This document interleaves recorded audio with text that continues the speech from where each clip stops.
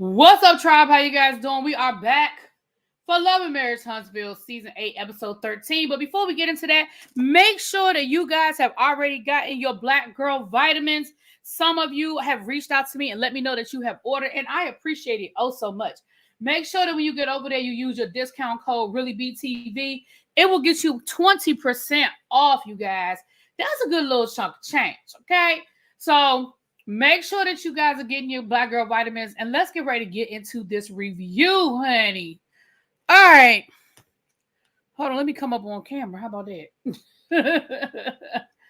Hey, everybody coming. Won't stay in long. That's okay, Cajun Boo. I understand you probably got a hot date or something. You came to see your fave? Oh, I love you too, boo. We'll be going into a we'll be going into a tribe meeting over on the other channel immediately following this live. At 3:45. I shouldn't say immediately. At 3:45, we'll be going over and getting into that. Okay, I got a full day before my first day back at school, child. Because then we'll be doing over on the TSF Entertainment channel. We will be doing our review of Bel-Air Season 3, Episode 2. We did Episode 1 last night. We'll be doing Episode 2 today. And then I still have to tell you guys how things went yesterday at the Mystics game and my cruise trip. I'm trying to decide if I'm going to do that as a members only. What do you guys think? Y'all let me know. All right. With that being said, let's jump into it. You're bored as ever. You're in the ER, Yana. I hope everything is okay, my love. I'm praying for whatever it is that's going on, boo. My. Okay. All right, you guys. So let's get into this Love and Marriage Huntsville situation. So they're back after their Olympic break. And, there was a big thing last week with Carlos getting upset because Dr. Heavenly made a comment about bad editing and him really being in his feelings about this whole bad editing thing. Listen, I'm not even going to get into this whole situation between Trisha, Ken, and Marquise, whatever, over on social media. I think it is stupid on all sides. Thank you, Yana Boo. I think it's stupid on all sides. I think it's childish on all sides. And at the end of the day, y'all kids are seeing this. They're old enough to see and understand what's going on. So I'm probably not going to get too much into that. I know somebody reached out to me and asked me my opinion on it. That's my opinion on it. I don't really have a whole lot to say. But here's what I am going to say to you, Carlos King of reality TV. Carlos. This first scene, your son broke his ankle last night, or twisted his ankle at the football game. Not you got the touchdown, but you think he twisted it really bad. Well, I hope it goes well. I hope it's nothing broken or strained. It's just a matter of elevating and some ice and maybe, but I appreciate you have to get him the x-ray and all that good stuff. We're going to pray it's just a really, really bad twist. We don't even want it to be a sprain. Just a twist, something he'll be all right in a couple of days, So, getting back to this.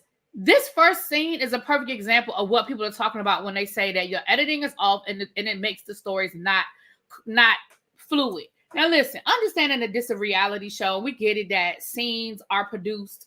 People's words generally are not produced, but we know scenes are produced, right?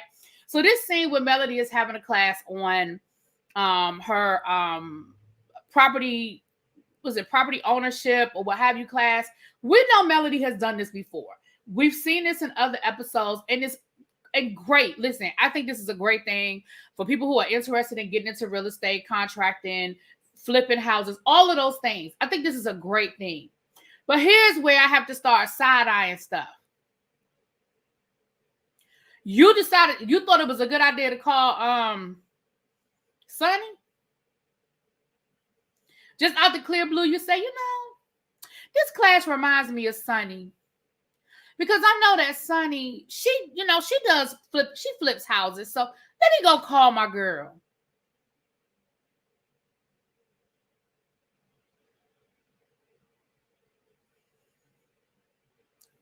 That's your girl now? Y'all talking to each other about property management and flipping houses? That's what y'all doing? So you call I said Destiny. So you call Sonny and you say, hey girl, where are you? And she says, I'm at home. Now, I assume she meant St. Louis because that's where she lives, even though she's trying to buy a house in Huntsville. So Melody says, oh, girl, I was thinking about you. I got something I want to tell you. I'm here flipping these houses, doing my class, and I know you know something about it. I heard you looking for stuff. She was like, yeah, we looking for investment houses in Huntsville. And Mel was kind of like, oh. And she even said herself, and this is important because we're going to come back to this. She even says herself, well, I hope they're not doing this to be petty. Like, out of all the places you could want to buy a house, this is why you buying a house?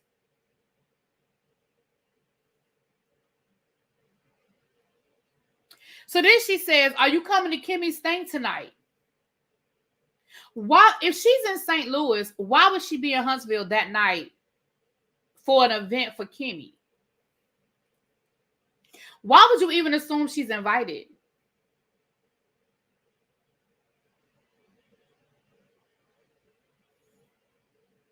So she says, no, I'm not coming, yada, yada, yada. So what I mean by this now, is this bad? Is this the best example of bad editing? No, it's not. But this is an example of conversations that, like, if she says she in St. Louis, why would you think she's going to be at Kimmy's event that night?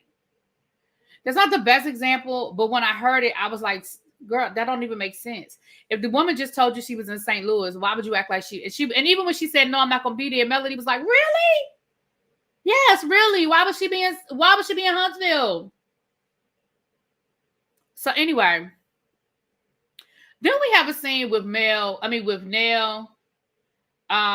and Chris. And I'll be honest with you, I didn't really care nothing about this scene. This was really just them following up after their session with Dr. Francis. Nell still don't think it's a problem. She still think it's everybody else but her. She still feel like Dr. Francis was picking on her.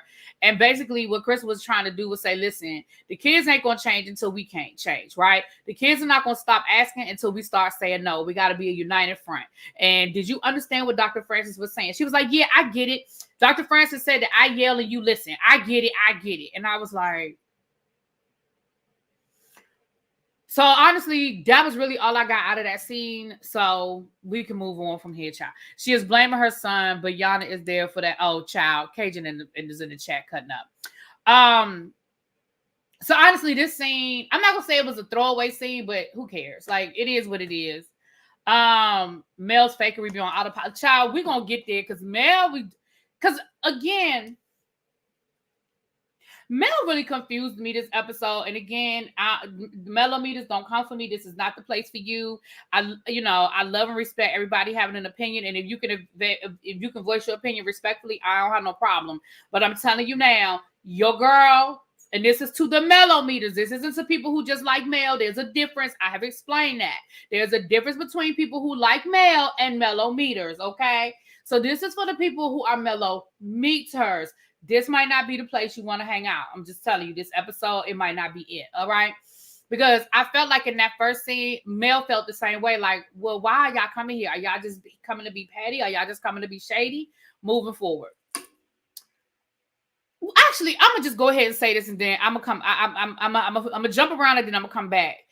What it really boils down to is Mel feels some kind of way about this group of people still being cool with Martell. She feels like they've made excuses for Martell. They've given Martell passes. And I think there's a part of her that's really hurt by it. But I also think there's a part of her that is like, he did me wrong. How dare y'all be cool with him? How dare y'all not crucify him and put him, banish him like I want y'all to, because that's what I wanted y'all to do. The reality of the situation is this. I get it, Mel. I do. I remember long time ago, I saw an interview with Cree Summer. Cree Summer is the actress who played Freddie on A Different World. She was friends with Lisa Bonet and Lenny Kravitz when they were married. She was really good friends with them as a couple. When they got divorced, I remember her saying, when a couple gets divorced, the friends are forced to choose sides. And I remember her saying, I'm going to always choose my sister. So she was saying that when Lisa and Lenny were in a really bad place, she was team Lisa. She didn't F with Lenny. Now that Lisa Bonet and Lenny Kravitz are in a better place, and they're actually friends now. They're cool as hell now. She said, I was able to, and he understood, right? He got it. I think to a certain degree, nothing is an absolute thing. There's never a 100%. But I think to a certain degree, that is the reality. If you're friends with a couple, when they get divorced, you're almost forced to take a side. But in this situation, I don't think it's fair for Melody to put things on them that she knows they can't do. And what I mean by that is they're filming a show. They're filming a show. And the same way that you had to still film with Martell up until recently, the same way you had to film with Martell, they still have to film with Martell. And they have relationships with Martell that is outside of him being a horrible husband to you. And I understand where Mel is coming from, but I also don't think it's fair when she understands that it's a different situation. Exactly, Gabby. They were his friends before they knew you. They were friends, especially Marcel. Marcel was friends with Martell before y'all were even dating. And what do you expect Letitia to do? That is her husband. Whether people like Marcel or not, that is her husband. What's she supposed to do? She's supposed to fight with her husband over your marriage? Same thing with Kimmy and Maurice. I don't know when Maurice met Martell, but Maurice and Marcel are blood brothers. So again, what is Kimmy supposed to do? And, you know, they showed, and I'm jumping ahead, but I'll come back. They showed the scene where Kimmy said, well, Martell, you're a good guy. If I'm Mel, I feel some kind of way about that. I get it. I 100% get that. If I'm Mel, that make me feel some kind of way because he's not a good guy, right?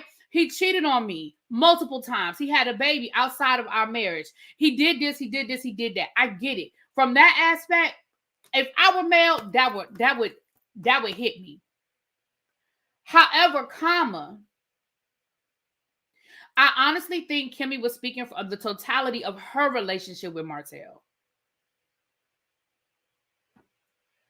So I'm gonna keep going with the episode, but I know I jumped ahead a little bit, but we're gonna go ahead and take it there. She said he's a good guy. He just makes horrible decisions, right, Gabby? And I don't think he's a good guy. Now I'm gonna be honest. I don't know him like she knows him. I know what he has shown us via an edited television show. Now I've seen him in interviews and stuff, and his interviews don't do him any justice either. But I don't know him outside of this arena. And in my opinion, I don't think he's a good guy. I do think he makes horrible decisions, but I don't think he's a good guy, right? But I don't have the background that him and Kimmy have. But anyway, we're going to keep it moving.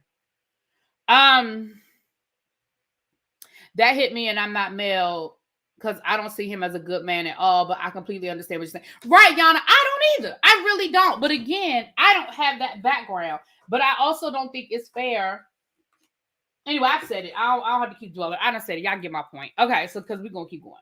So I really didn't understand what was going on in this scene. I think that Kimmy and Maurice have a space that they're renting out, and it almost seems like it's a bidding war for this space. So she said that there's a chef, she's vying for the space, so she wanted to have a tasting, and then it looked like there was an event planner who also wanted the space, so they were doing the event for them. And I'm gonna tell you why that didn't make any sense to me. This is why it didn't make any sense to me. If you're renting out a space, why does it matter who has better food or who can plan a better party? Can they pay the rent? Who put in their application first? Did their credit check come back good? Are their references valid? What is their history, their payment history? Like, I don't understand what we're having a bidding war about for a rental space. That's the part I didn't understand. I was confused. I was a little confused. I mean, again, put it in the chat if y'all understood something different than what I'm understanding. But what I'm hearing, it sounds like I'm just confusion. But neither here nor there, they're having a brunch. They should be able to rent out this way. Right. So, okay, there's two ways they can do this, right? they can either do it as they're going to just rent out the space based on events. So if the chef wants to have an event, they can have the space on whatever that day is. If somebody wants to have a birthday party, or somebody wants to have a bar mitzvah, somebody wants to have a bridal shower, or they can say, no, you are the tenant, we're the landlord, this is your space to do whatever you want within the confines of the rules. That's what I was confused about.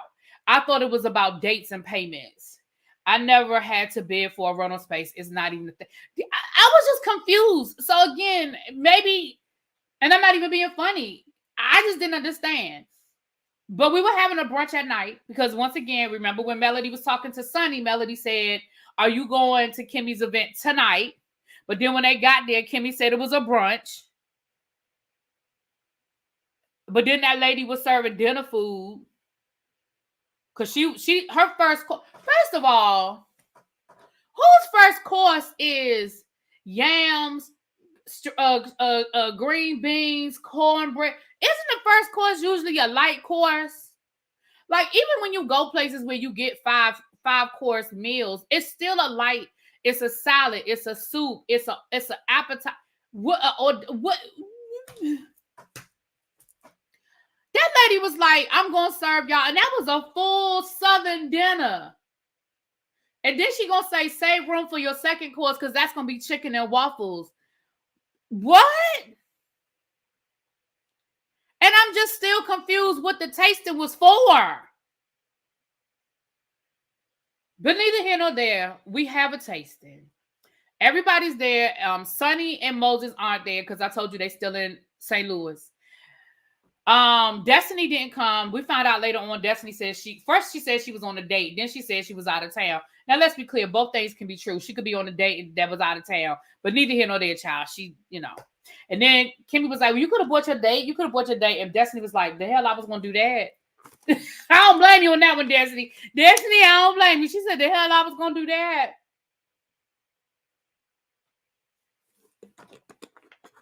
The hell I was. Moving right along.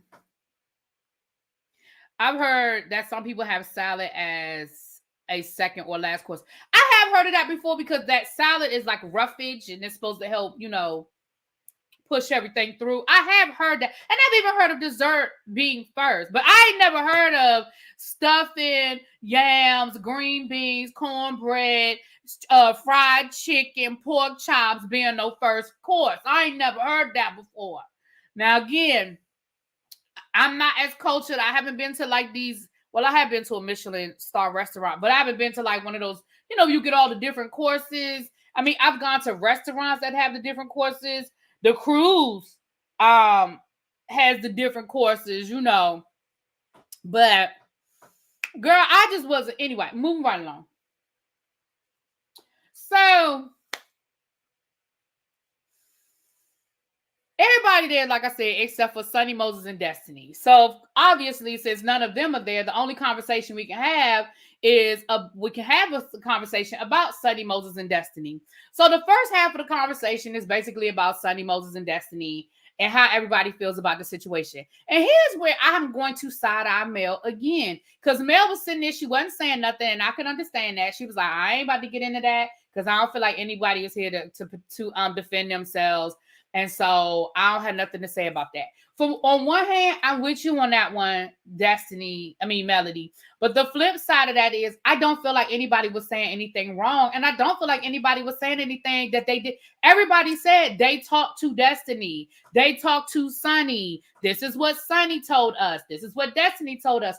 Honestly, I feel like all they were doing was recapping their own personal conversations and trying to come to a consensus of what the hell happened.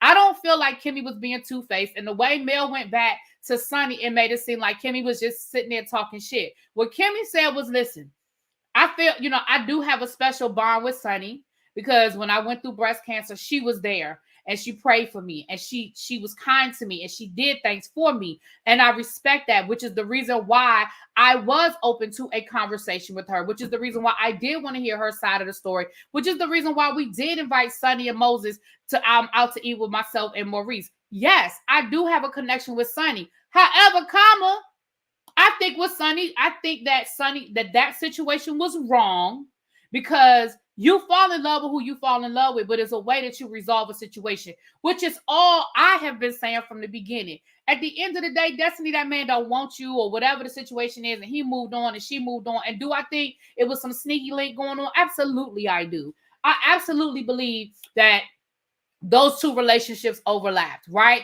But I'm with Kimmy. I put the onus of that on Moses. My issue with Sunny is her attitude towards Destiny. That's my main issue with Sunny is that she seemed to be mad at Destiny.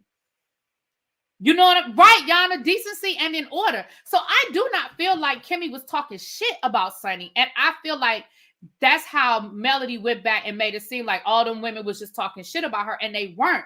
Because Kimmy even said, I put 100% of the blame on Moses. On Moses. Now, Stormy says she feel like it's 50-50, but even then, Stormy wasn't dragging Sunny. She just said, I feel like it's 50-50. And then Tisha was being messy. But Tisha was, what's going on with Tisha? Can we, like Carlos say, can we have a conversation? Can we have a real conversation right here? What the fuck is going on with Tisha? Tisha is being so nasty and throwing these jabs and trying to be petty, like what she was talking about, like later on in the episode when Destiny was there and she was like, Sunny's trying to take all your friends. Well, that friend right there. Kimmy didn't tell you? And then she did the same thing at the table when she was kind of like just throwing jabs and stuff. And I was like, girl, what is wrong with you? Like, I'm not even being funny, but Tisha is really, something is going on with Tisha. Something is really going on with Tisha. Just like, that's the part that I missed. Melody, no, that's later on. We didn't get to that part yet. But remind me, I'm going to go ahead and say it because I know I'm going to forget. Like when Melody asked about Black being closed. And Tisha going to say, were those mellow meters that came by the restaurant? Girl, it don't matter. Was the restaurant open or closed? Like, she said, because, people be coming over there just to check on stuff, just to start stuff. Yes, they do. There are people who go over there so they can talk about whether the restaurant is open or not. You are absolutely correct. But that's not a millimeter thing. That's a reality TV thing. They've done it to every single reality TV star that has said they've opened up a business. There has been somebody went to go see if the business is still open. Listen. I told y'all the story of how I learned the hard way that a lot of these people be opening these businesses and they ain't real. Did I tell y'all my story? See, this how KJ gonna get me because this how I go left. Long story short, I loved me some Big Ange. Okay, y'all know Mafia Wives was my shit. And I might do Mafia Wives as a throwback, but I love me some Mafia Wives. And Big Ange and Drita were my girls. And y'all remember when Big Ange opened up a bar in South Beach? What was her bar called? The something monkey. Remember she opened up one in South Beach? Tell me if y'all remember. Put it in the chat if y'all watch Mob Wives and y'all know what I'm talking about. So there was a season where Big Ange opened up a bar. Yes, rest in peace. I love me some Big Ange. She opened up a bar in South Beach, down on the water. Baby, I went to South Beach and I was looking for the drunken monkey. Thank you. That's what I thought it was called. I was looking for the drunken monkey. I was walking up because listen, you could Google it. I had the address. If you Google Drunken Monkey South Beach, an address actually popped up, right? So I was like, y'all, and I was with my cousin. I'll never forget. I was with my cousin. It was hot as fuck. And I was with my cousin, y'all, and we were at the address. I said, y'all, I was like, we're at the address. Like, it's supposed to be right here. My feelings was so hurt. Now, there was a bar there, and we had a drink. Because by the time, listen, after I walked up and down 2 or 3 times, I said, well, I guess the bar just ain't here. I guess the bar just ain't here. And I did. I sat down and I had me a drink. I remember they had banana daiquiris, and they had like those big ones. They had like those big banana, like the big glasses. Baby, I know I had me a banana daiquiri. And I drank that thing so fast. And I guess I was between the drinking it fast and being hot. Baby, I gave myself a headache. But that is how I learned the hard way. So that is not a mellometer thing, Tisha. That really is just a reality TV thing, right? People went by Kenya's salon. They went by Cynthia's Bailey agency. Child, we done went to all the Vanderpumps, even though we know that the Vanderpumps are viable businesses. Speaking of which, and I'm gonna get back to the show. Why I just saw today that Sutton's store, her Beverly Hills store, baby, why is it a for lease sign on the door? Did Sutton store close down? See what I'm saying? So neither here nor there. But let's get back to this scene. So they had the whole Sunny conversation, and Melody was like, well, I just don't think we should be. She never said it to them, and that's the other thing. Mel didn't say shit. She just sat there quiet, and she sat there quiet so she could go back later and tell Sunny, well, I didn't say nothing. Girl, if you really felt some kind of way, why you ain't say you felt some kind of way? You ain't had no problem speaking up a few minutes ago, a few minutes after that, with the whole Ken and Barbie situation. Why you ain't say nothing then? Why you ain't say, well, y'all, I don't really think it's fair for us to have this conversation and none of the parties involved are here to defend themselves. You love Traders is good time, Cajun. I like Traders too. So anyway, moving right along. So then we transition into Ken and Barbie and this whole situation. Can I tell y'all something? Honestly, I don't even care no more. I'm just being honest. I don't care because I don't think anybody in this story is being truthful. I think all of them lying. I think Ken and Barbie created a storyline to come on this show. Whether that storyline was supposed to be about her having this secret situation with Martell, or whether it was supposed to be this juicy three-way divorce, boyfriend living in the house, trying to get a divorce from my husband, he abandoned us story. I'm not sure what she pitched to Carlos, right? Or to production, I should say, because Carlos never even met these people in real life, according to him. So whatever story was pitched to production, and I don't know who pitched it. I don't know if Stormy pitched it. I don't know if they pitched whoever.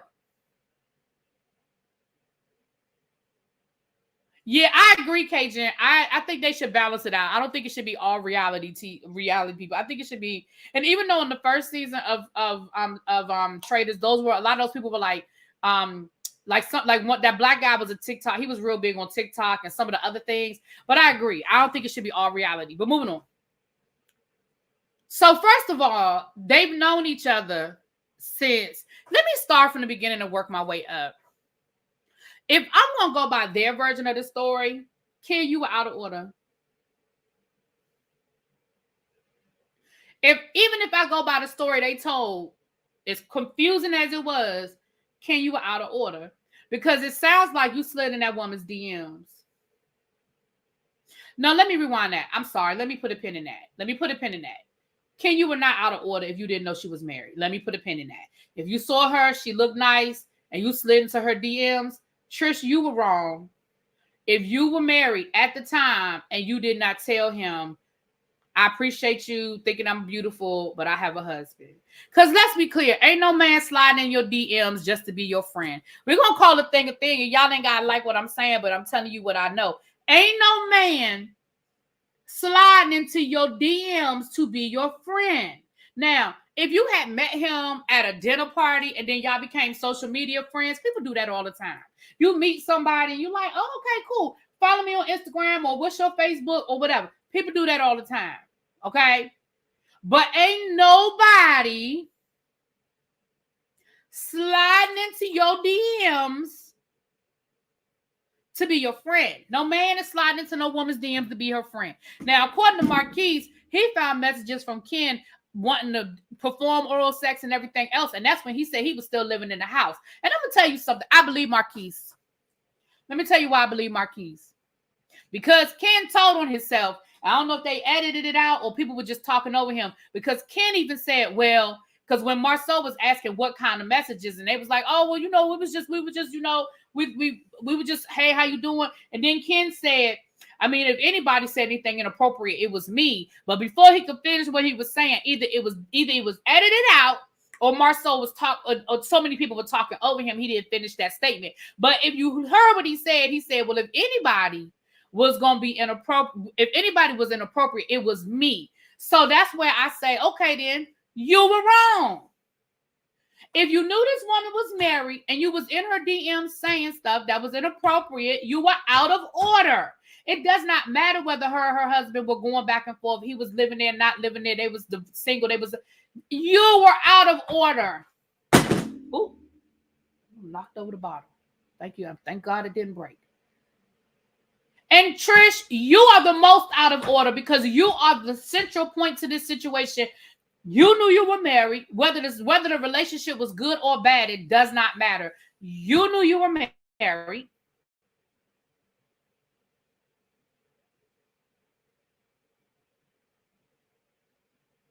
And you should have nipped Ken in the bud. It goes back to what we were saying about Sunny and Destiny. Everything needs to be done in decency and in order. If you still had this situation going on with your husband, then you were not in a space to start anything with Ken. And I don't believe when they said, well, we didn't even see each other until 2020. That's a 2020 lie. Y'all live right there in Huntsville. Both of y'all be in the gym. And then she talking about something. Yeah, because the first time he saw me, he got nervous and turned around. Bye. Now that might have happened, but that ain't happened in 2020. I just don't believe it. I'm sorry. I do believe Marquise's timeline. I do. I believe that because here's the thing. He said they had been together since high school. He said that she was still going to high school living with him. So I believe that their breakup was not a clean breakup. I believe it was a back and forth. I believe it was I'm going to be here, then I'm not going to be here. Well, maybe we're going to try to work it out. Well, we're not going to try to work it out. All right, I'm going to move into the bedroom upstairs while we try to figure this out. Okay, fine. We can't live together. I'm going to get me a house down the street so I can still be close to my kids. Like, I believe, now I'm not saying Marquise is an angel. Let's be clear about that as well. But I believe more what he's saying than what they saying, because we know Trisha damn liar. She done lied about everything since she been on this damn show.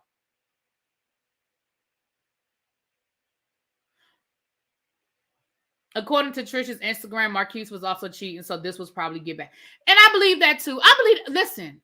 I believe that their marriage was probably bad and maybe even at a place that it couldn't be fixed. I understand that. But Trish, I just don't believe your storyline. I don't believe your timeline. I just don't. Now, do I think that the marriage was over probably by the time Ken was sliding in your DMs? Sure. I believe you and your husband were probably in a bad place and divorce was looming. I believe that. I even believe that maybe Marquise stepped out because he said that in his interview. I didn't watch the whole interview, but I watched enough of the interview. He said that in his interview that, things just weren't good. He said the last time he slept with her, he knew it was different. It just didn't feel the same again. He said that was the last time they had sex. So I believe all of those things. I do, 120%. I believe all of those things. But I also feel like, Trish, you're not no innocent. You're trying to play innocent and you're not. So anyway, there's that. And Melody's sitting there defending them, talking about something. You can talk to people, and that just because you talk to people of the opposite sex doesn't mean anything. Girl, what? Not the woman whose husband cheated on her, and you don't girl, what? I was surprised that Melody was defending them the way she was about them having conversations outside of their marriage that led to a relationship and the timeline being funny. I was so shocked. But let me tell you what.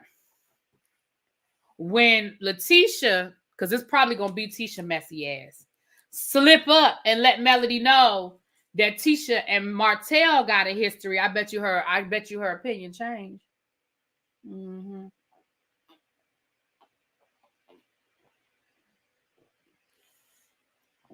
I bet you her opinion changed. Because I was so shocked by that. Was I the only one that was shocked by that? That Mel was like, well, what's the big deal? I said, say what? I was shocked by that. I ain't gonna tell y'all no lies now. That thing shocked me with Melody. I ain't gonna tell y'all no lies. That thing shocked me. So anyway, Mel says, well, I have a surprise for the ladies. I have a surprise. Can we go do that? Now, this is where I was still confusion about this whole situation with Maurice and Kimmy, because when they went into that other room, that room had signage and everything. I think it was called the Sage Lounge or something. So again, I'm confusion. Does Maurice and Kimmy own the lounge and they rent out the space and it's an actual business that's set up called the Sage Lounge? Or like I was just confusion. I was just confusion. But it's not even that serious, child. We moving on. So Melody is inviting the ladies on a girls' trip to St. Thomas. She's renting a house. And immediately Tisha says, well, can I bring a +1?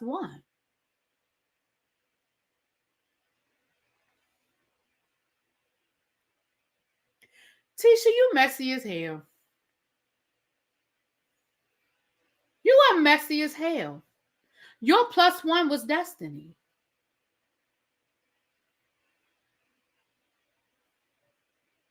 You know Destiny and Mel don't rock. Like you and Mel just got on decent enough terms that y'all speak to each other when y'all come in the room. But again, let's pretend like we don't get it, but we know at the end of the day, it's all production and Destiny was going to come on that damn trip. So we get it. Just like Sunny was going to come on that trip. Melody invited Sunny and Tisha invited Destiny. We know that that's production, but it was still messy as hell the way it happened. It was just messy. Can I bring a +1? And I find it interesting that later on in this episode, when Tisha lets Destiny know that she's invited, she already has a gift bag that Melody gave all the rest of the ladies. How she got a gift bag if she a +1? How she have the bottle like everybody else have? Melody told them to bring the bottle because they're gonna do something on the water. How all of them just have? How did Tisha just happen? How did Melody just happen to make an extra gift bag? And Tisha had one to take. I said again, y'all. We get it. It's a cash trip. The ladies are going. We understand. But don't play with my intelligence, Carlos. I would much rather for Melody to have said, I'm inviting all of the ladies. I know me and Destiny ain't cool, but I know that y'all are cool. And I'm gonna go ahead and extend. You know what I'm saying? I'm gonna go ahead and extend. I would much rather it have come from Melody. Because did y'all peep? See, this is how I be picking up on stuff. This is what I be saying about editing, Carlos. Did y'all peep that the pink bag, it was a pink crock bag that Melody had, that she had all the little bottles, the little gift bags in? Did y'all peep that Tisha had the same gift bag, the same pink crock bag when she was at Kimmy's house when they met with Destiny? It was the same bag. So let's stop playing. Stop pissing on my leg and tell me it's raining. If y'all didn't peep, go back and look. It's the same bag that Melody had when she was giving out their little pink gift bags. It was the same bag. Anyway, after that, that's when Melody brought up about Marceau. And Marceau was telling Melody that the city of Huntsville is messing with him, that they fining him for the furniture, saying he didn't pay a tax, whatever. And Melody was like, I don't know what Marceau is talking about. I've never had any of those problems with my businesses. Okay, well, Marceau just told you that they picking with him. Marceau just told you that they fucking with him. Like, he just said it. So, for whatever reason, Marceau done pissed some people off. I don't know who, to what, the when, the where in the house. But it sounds like that they pissed him off and that they're coming up with bullshit to give him a hard time. Let's be clear. All cities have those stupid rules and stupid ordinances that they don't always enforce until they want to enforce them. So yes, Melody, they might not be messing with you because you ain't never gave them a reason to want to mess with you. But for whatever reason, we saw last week, well, the last episode, Marceau said that the neighbors are complaining. They don't like the parking. He did have a fight. And so it sounds like people are complaining, including probably the mellow meters, calling the city of Huntsville, complaining about Black. And they probably are looking for reasons to shut Black down. That's how I felt. I don't think Marceau is lying, but I do think that there's a target. That's my opinion. We're asking too much from Love and Messy Huntsville. I know that's right, Cindy. So Destiny, Tisha, and Kimmy are at Kimmy's house having a little light brunch situation, basically recapping how things went down. And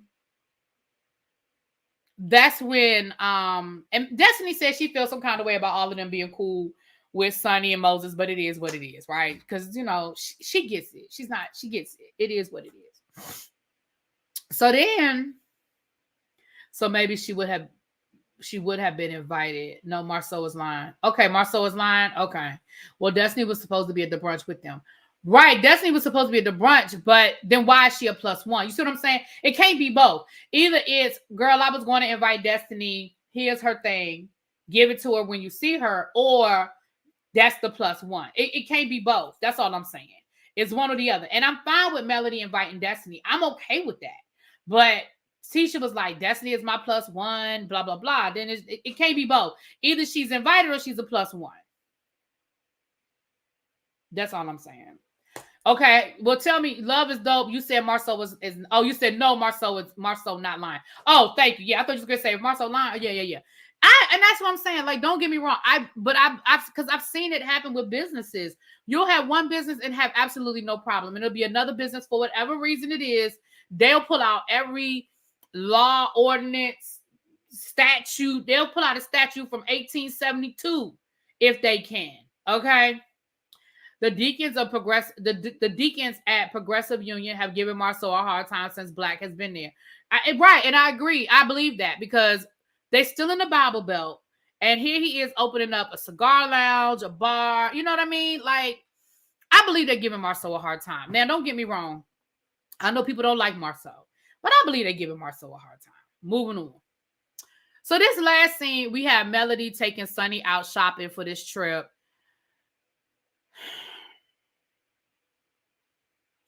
I feel like this was Melody being very messy. And I've already sort of, because he didn't kiss the ring. There you go. I believe in love. Love is dope. I believe that. Thank you, boo. And thank you, Demetria, for that information. Thank y'all. I really feel like this was Melody being messy AF. Messy AF. I already said this earlier in my review, so I'm not going to necessarily repeat everything I said. But Melody did not accurately repeat how that conversation went. And she's giving Sonny a false view of what was said. I do not feel like anybody made negative comments attacking Sonny. I do feel like the general consensus is that what happened was messy. There was some overlap, and the situation with Destiny was not 100% over before Moses and Sonny got together. That was the consensus. Nobody was talking about they were going to attack Sonny when they saw her. Nobody was talking about they don't want to be around Sonny. As a matter of fact, Kimmy again, and then even Melody was like, Kimmy has said that Sonny was there for her and this and that. And then we not see Kimmy repeat that same thing to Destiny when she was talking to Destiny and say, hey, Sonny was the last face I saw in the window praying for me as I went in for my biopsy. Like, she has definitely been there for me. So I feel like Kimmy defended her feelings about Sonny even to Destiny's face. And the one thing I will say is I don't feel like anybody is saying anything that they haven't said to Sonny or they haven't said to Destiny, right? Nell questioned Sonny and Destiny at that romance, the Valentine's Day event. Kimmy, I feel like, questioned Sonny, right? I feel like Tisha and Kimmy questioned Sonny, and they've had conversations with Destiny. I don't feel like anybody is being shady in this situation. I just don't feel like that. That's my opinion. Now, I did say this at the beginning, and I'll reiterate this because there ain't really a whole lot left to say. I'll reiterate this. I feel like Mel's problem is she just feels like, hey, Phil Boo, too bad, Phil, you getting here late. You can't disagree with me because we're at the end of it. But I really feel like Melody's problem with Tisha and Kimmy is she felt like they weren't there for her and they didn't have her back as it relates to Martell. That's my opinion. And she has every right to feel that way. She does. Mel has a right to her feelings, but that is my opinion. I feel like that's where this comes from. That's why she was defending Trisha. That's why she's being cool with Sonny. But I really think that's what it boils down to. But what I find to be very interesting is Sonny was a producer on the show. So Sonny know way more about Martell and the backstory with Martell than I ain't gonna say all of them do, but she knew what was going on with Martell. She knew Martell was trying to get Coleslaw on the show. She knew a lot of that stuff that was happening.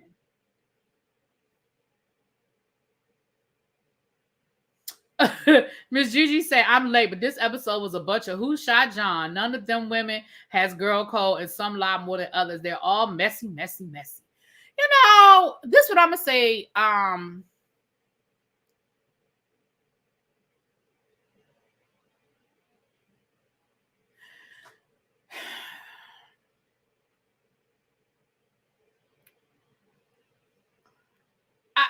think okay.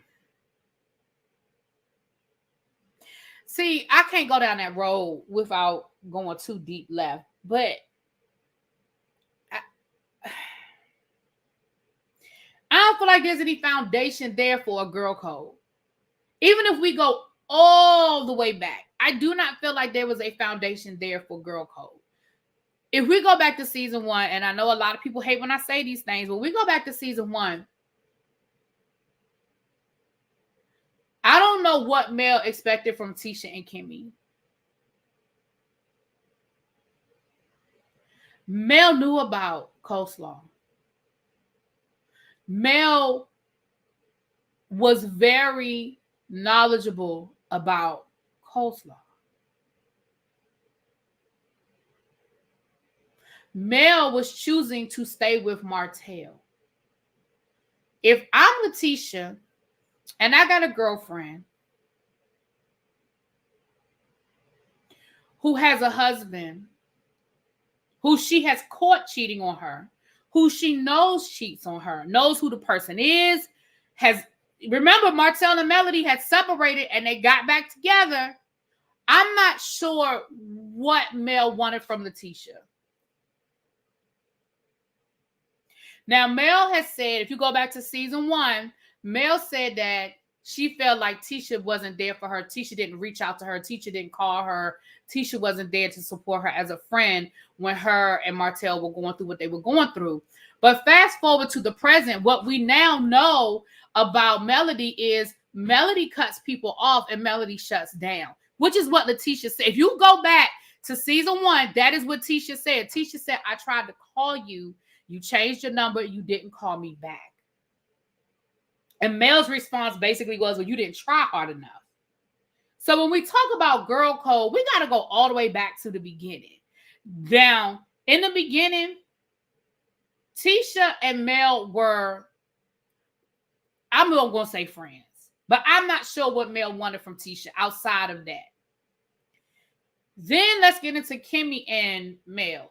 If y'all go back to that first episode, Mel was shading Kimmy in her confessional from the first episode of season 1. So I don't know how close Mel and Kimmy actually really were prior to filming, because she was shading Kimmy about her age and her Maurice's relationship and all of that. So when we say girl code is based on the fact that you are my girl, not just because we're both women. You see what I'm saying?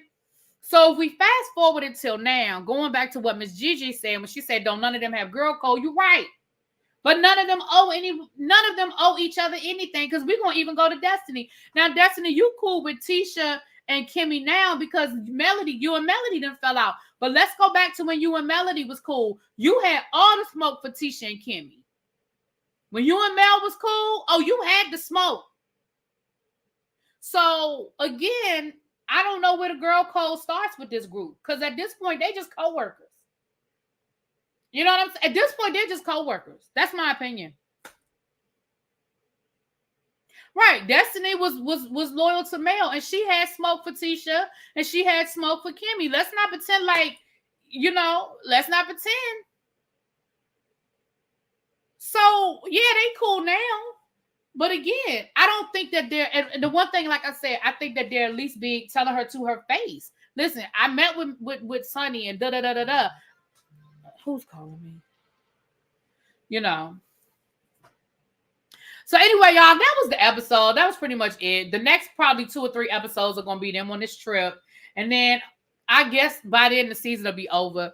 I'm thinking we probably got about 5 more episodes. It'll probably be 2 or 3 episodes of the girl trip, and then we know there's at least 1 to 2 episodes when they get back from the trip, because in the super trailer we saw scenes that Tisha is a part of with Marceau and Martell. So we know there's at least 1 episode after they get back from the trip.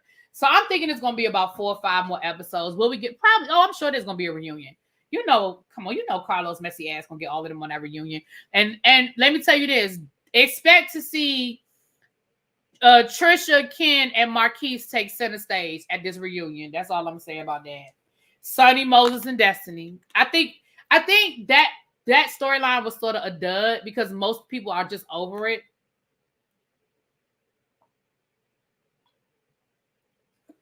I mean, of course they'll talk about it at the reunion, but center stage, I think it's gonna be this Tisha, Ken, Marquise, and Martell piece of it. Mel is mad at Destiny for what? Mel stopped showing up for Destiny when she was going through her divorce, hanging with LeBerick. Well, you would think after Melody manipulated Kiki, she should have learned a lesson. Hey, SC Cable. All right, y'all. Well, let me wrap this up. We will be live on my main channel at 3:45. We'll do a little tribe meeting. We'll start that at 3:45. So I'll see you guys in about 20 minutes over on the other side.